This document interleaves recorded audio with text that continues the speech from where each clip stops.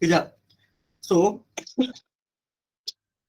dia baru nak start record minta maaf. Ui, lagi handsome kalau pakai phone. Nak betul rambut sendiri lah. Okay. So, bila cakap pasal apa ni, pasal human rights yang tadi tu aku cakap pasal apa soalan kau tadi? Okay. Macam ni Sir. Okay, so kalau saya pilih pasal yang dalam sexual harassment, okay. Right to move ataupun right to be free ataupun right to choose whatever you want to do in this life lah. Okay, so saya akan terangkan macam ni. Saya akan terang dulu what is human rights. Okay, human right in the eyes of in the eyes tu bukanlah literally aku cakap UN tak ada mata, tidak tolong English tu faham lah polish sikit. Maksud dia adalah in the eyes of law, maksudnya di mata undang-undang. Okay, apa undang-undang ni faham ataupun explain tentang human rights. Okay, human rights adalah hak individu, hak peribadi individu. Tak kira lah apa bangsa, apa negara, apa kata kepercayaan sekalipun. Okay, setiap orang mempunyai human rights. Setiap orang mempunyai apa human rights, kebebasan, hak manusia lah, hak kesaksamaan. Kalau dalam United Nations ada dalam 30 berapa dah dia punya peraturan dia. Okay, so saya akan terangkan dulu. And then yang kedua, saya akan masuk tentang apa? Kebebasan untuk bergerak. Kat mana kita dapat dia punya intipati dia? Okey, kita dapat daripada artikel 5 Federal Constitution ataupun Perlembagaan Persekutuan. Okey, kenapa saya guna yang itu? Okey, kerana Perlembagaan Persekutuan adalah undang-undang tertinggi di Malaysia. Okey, tetapi dalam artikel 5 Perlembagaan Persekutuan tersebut dah di-highlight atau digariskan bahawa artikel 5 kebebasan individu tersebut, liberty, personal liberty kita panggil personal liberty. Liberty itu adalah satu perkataan yang kuat. Okey, personal liberty yang dimasukkan oleh yang ditanggung pula Perlembagaan Persekutuan itu tidak hanya untuk rakyat Malaysia, tetapi semua orang atau setiap manusia yang berada di negara kita. Again, I repeat, apa yang dimasukkan dengan personal liberty tu, okay, dekat dalam artikel 5, dia bukan bermaksud dan bukan hanya cover orang di Malaysia, tetapi setiap manusia yang berada di Malaysia, tidak kira warga negara, agama, bangsa dan kepercayaan, tradisi mereka. Okey, jadi dekat situ dah jelas membuktikan bahawa artikel 5 Perlembagaan Persekutuan tu sangat teguh, sangat kuat untuk protect kita punya kita punya kebebasan dalam hidup kat Malaysia ni lah, untuk hidup kat Malaysia ni. Jadi orang tak berhak untuk tarik apa-apa sekalipun kebebasan yang ada pada kita. Okey, termasuklah law enforcement agency, tetapi bergantung kepada beberapa syarat. Okey, selagi kita tidak melanggar undang-undang. Apa maksud melanggar undang-undang? Apabila kita membelakangkan contoh dia membelakangkan perintah dan arahan daripada polis. Okey, itu yang paling rendah perintah dan arahan daripada pihak berkuasa ataupun law enforcement agency. For example, paling simple adalah polis. Bila polis tahan kita kena stop. Okey, polis tahan kita kena stop sebab apa? Itu dah termaktub dalam Police Act. Police Act adalah di bawah penal. Okey, dari sekarang ada Perlembagaan Persekutuan, lepas tu Penal Code, lepas tu bawah dia adalah Police Act. Jadi sekarang ni kita dah langgar satu kat bawah ni. Okey, tapi kita ada hak sebab kita kan cakap tadi Perlembagaan Persekutuan di atas lah, betul tak? Tapi korang kena ingat, yang bawah ni tadi Police Act, dia bersangkut dengan Penal Code dan bersangkut dengan Perlembagaan Persekutuan. Macam mana kalau kita langgar bawah ni, dia tetap selagi undang-undang yang polis gunakan tadi menahan kita tidak melanggar yang di atas ini, kita akan salah. Faham? Walaupun kita punya kebebasan dah termaktub di bawah Perlembagaan Persekutuan. Itulah dia punya hierarki, hierarki perlembagaan, undang-undang kat Malaysia ni. Okey, saya akan terangkan macam tu je. Okey, jadinya isu sekarang ni yang berlaku bila kita bercakap tentang penahanan ataupun arrest, okey, bila satu yang menggunakan Police Act tadi adalah polis saja. Okey, polis tidak memberitahu. Okey, selain Police Act, ingat saya kata tadi ada Criminal Procedure Code. Okey, ataupun kanun, bukan kanun, Penal Code adalah kanun keselesaan. Lepas tu prosedur jenayah, undang-undang jenayah, apa prosedur jenayah, Criminal Procedure Code. Dalam Criminal Procedure Code, korang akan belajar kawasan CPC. Dalam itu ada tata cara bagaimana nak menahan orang. Okey, apakah yang boleh dilakukan oleh polis untuk menahan seseorang? Okey, itu dia. So, kalau korang bijak, korang buka CPC, korang akan tengok balik. Arrest. Bahagian arrest atau penahanan kan, arrest, apa yang perlu ada.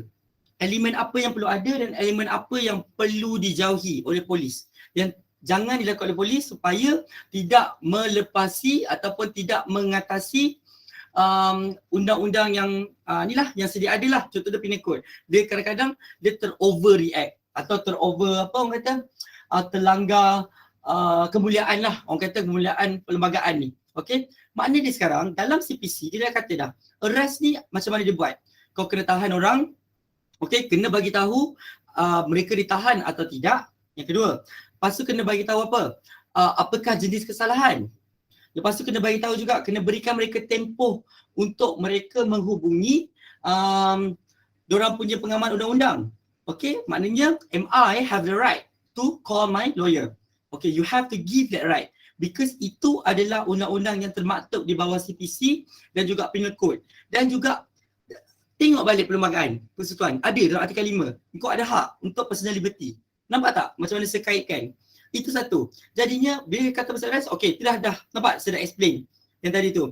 So, selagi polis tidak melanggar itu semua, polis dah buat semua tu, okey, maknanya engkau ditahan dengan keadaan yang sangat adil.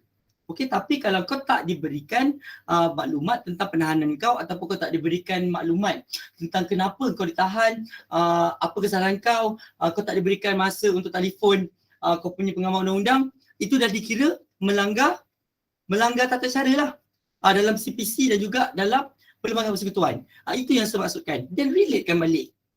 Contoh, bagi contoh, kalau jumpa contoh undang-undang, okey, kes mana? Okey, kes dekat, let's say dekat Sarawak ke, ditahan tanpa diberikan maklumat tentang penahanan. Itu contoh dia. Jadi, kau ulas pula pasal kes tersebut. Macam itulah yang saya nak. Faham tak? Ui, kena mati semua ni. Hidup lagi, ada masa lagi. Faham tak? Tengah cuba nak fahamkan. Relax. Okey, dia punya flow senang. Kau explain dulu apa itu human right, kan dah ada dalam buku tu. Okey, so nak sebut satu, human right tadi pasal kebebasan korang. Korang tak boleh, yelah tak apa, tiba-tiba macam Loges datang kau nak sepak muka kau. Loges salah lah. Sebab Loges dah infringe dia punya, kau punya human rights kat situ. Okey, ataupun polis tiba-tiba datang nak, biasanya boleh je kan. Sebab tu lah kadang-kadang polis datang kat tepi jalan, minta duit kat Bangla. Ada kan?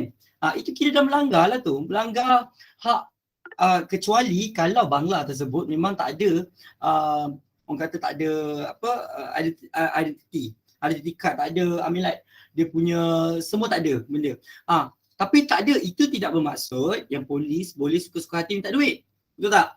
Itulah kira salah. Maksudnya sekarang, kalau let's say polis rasa dia salah, then the channel is, polis kena tangkap dia dan put him in custody. Betul tak? Maksud dia kat situ, nampak dia punya tu. Dan dia punya aspek as to bila dia dah tahan ke custody, okey sekarang ni, dia dah kena serahkan that tanggungjawab tu kepada immigration, iaitu another law enforcement agency. Sebab polis tak deal with pendatang asing. Betul tak? Yang deal dengan pendatang asing adalah immigration. Macam tu contoh dia. Itulah dia ada hierarki dia, ataupun ada setiap satu law enforcement agency ni ada dia punya kerja dia. Bukannya semua orang macam ADK dadah. Polis dengan ADK actually tak ada, diorang cuba untuk bergaduh untuk tidak mencampuri urusan satu sama lain. Okey, macam ADK dia ada dia punya senarai sendiri. Okey, dia ada kontak dia sendiri, and dia ada dia punya orang kata dia punya all the detail lah. And then polis pun ada dia punya list. So kebiasaannya lah bila ADK tahan polis, bukan polis pula, ADK kadang boleh je tahan polis. Pernah lah berlaku. Polis pun pernah tahan ADK, pegawai. So macam, nampak tak? Dia ada perbezaan kat situ. Sebab tu saya kadang-kadang tanya soalan pelik kat student, apa beza ADK dengan polis? Sebab masa yang last week kan ada diorang punya presentation kan. So those yang kerja under Department of Narcotics semua tu kan, narkotik lah especially. So banyak ilmu saya dapat juga daripada diorang. Macam mana penahanan diorang dibuat, untuk pesalah. Itulah gunanya praktikal. Itulah gunanya kalau korang nanti ada praktikal lah masa untuk kos ni. Rebut peluang tu. Memang saya kata praktikal dekat Unicorp ni memang sangat bagus. Apa yang diorang dah sediakan, serius. Bukan nak puji lebih-lebih, tapi kalau boleh naikkanlah gaji saya. So nanti intern memang semua kena ke? Memang semua kena kan? Yes, intern semua kena. Intern memang intern kena buat, tapi dia option dia adalah macam korang pergi law enforcement agency. It's very interesting kalau korang dapat intern dekat balai polis. Serius. So dengar dia punya cerita ni memang seronok gila. I mean like kau pergi CID lah, kau pergi narkotik, kau pergi mana? Kau pergi kalau masa COVID ni kan, memang korang kelemahan ni memang tak dapat pergi lah lapangan kan. Tapi ada yang dapat pergi crime scene, dapat cuci orang kata pistol semua kan. Lepas tu dapat kenal apa itu interrogation, macam mana tengok interrogation polis, dapatkan maklumat daripada penjenayah semua. Semua tu diorang dah dapat experience. So which I feel that very fruitful lah for them kan. Kalau diorang ada pengalaman macam tu. Siapa yang tak pergi yang rugi lah. Di SEM tak ada tau. Budak-budak yang SEM lepas ni, mereka tak dapat pergi.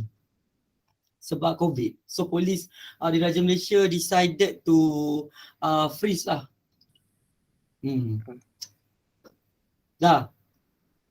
Okay, handsome. Aku rasa handsome tu. Dah, okay. Nanti apa-apa nanti kau yang video ni nanti saya share lah. Video ni je lah. Okay. Lain juga lah kan, video yang bengkok semua kan. Okay, kalau ada soalan nanti kita discuss dalam grup lah. Boleh. Assalamualaikum. Okay, salam. Thank you, sir. Jangan mati dulu. Jawab dulu soalan tu. Dia jawab. Bye.